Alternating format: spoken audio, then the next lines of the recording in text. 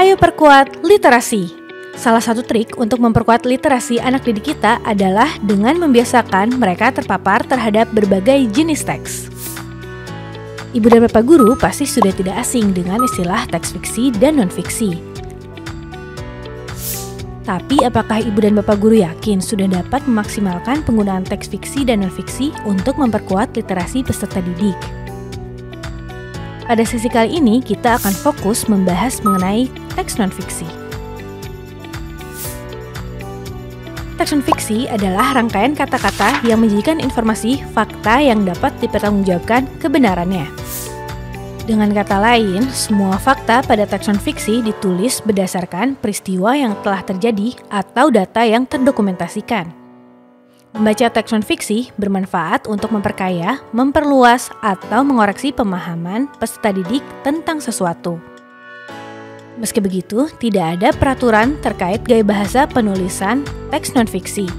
Penggunaan bahasa teks non-fiksi dapat disesuaikan dengan pembacanya. Seperti contoh, koran dan majalah, keduanya menceritakan hal yang nyata dan benar terjadi. Perhatikan dua artikel berikut. Gaya penulisan yang digunakan pada kedua artikel berbeda, namun keduanya merupakan teks non-fiksi yang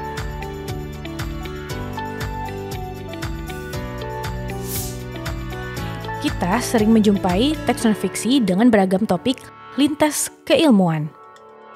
Contoh teks non-fiksi di sekitar kita adalah kisah biografi, artikel sains populer, opini di media massa, dan media sosial.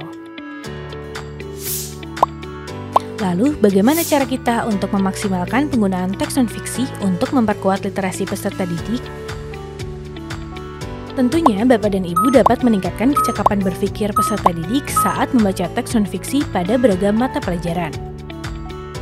Seperti contoh, pada mata pelajaran sains tentang siklus air, Ibu dan Bapak guru dapat melibatkan buku ensiklopedia anak sebagai pembuka materi pembelajaran untuk peserta didik di jenjang SD. Sebelum membaca, buatlah koneksi antara materi dengan pengetahuan latar mereka. Guru dapat memodelkan keingintahuan dengan memunculkan pertanyaan-pertanyaan menarik seputar hujan. Sesuaikan pertanyaan ini dengan usia peserta didik. Misalnya, untuk peserta didik SD kelas rendah tentunya akan menarik untuk menduga-duga. Dari bahan apa awan terbentuk? Apakah benar awan itu lembut seperti kapas? Bagaimana rasanya menyentuh awan? Mengapa ada awan yang berwarna putih dan kelabu? Selanjutnya, setelah membaca, Ibu dan Bapak guru dapat memberikan pertanyaan-pertanyaan ulasan terkait apa yang dibaca untuk memastikan pemahaman anak. Seperti, apa fakta yang paling menarik bagi kamu? Kejadian apa yang pernah kamu lihat langsung? Untuk jenjang SMP dan SMA, Ibu dan Bapak guru dapat mengambil contoh bacaan yang lebih menarik minat remaja.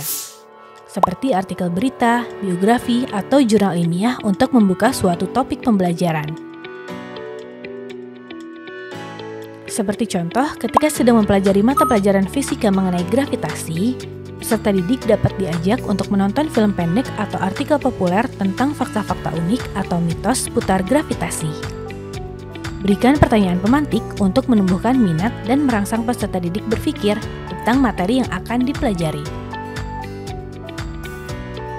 Selanjutnya, untuk memastikan pemahaman, guru dapat menyarankan strategi membaca efektif. Seperti teks non-fiksi yang panjang dipilah dalam bagian-bagian pendek. Guru juga dapat membimbing peserta didik untuk menemukan kata kunci pada bagian tersebut dan menandai kata yang belum dipahaminya.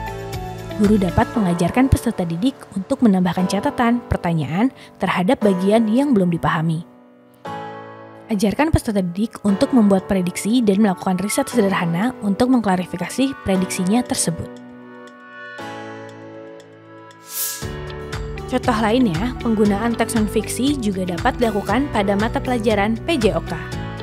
Pada mata pelajaran ini, Ibu dan Bapak guru dapat mengambil contoh artikel, berita, atau biografi salah satu atlet olahraga sebelum memulai aktivitas olahraga itu sendiri.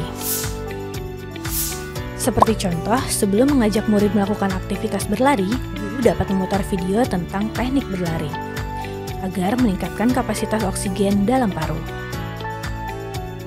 Selama memutar video, guru bisa melakukan jeda untuk memberikan kesempatan pada peserta didik untuk menanggapi kata kunci pada video tersebut. Apakah sudah terbayang? Yang tadi saya sebutkan hanya sedikit contoh penggunaan teks non-fiksi pada beberapa mata pelajaran yang berbeda. Ibu dan Bapak guru dapat mengeksplorasi lagi secara mandiri trik penggunaan teks non-fiksi pada mata pelajaran yang Ibu dan Bapak ajar ya. Semangat berkreasi dan salam literasi!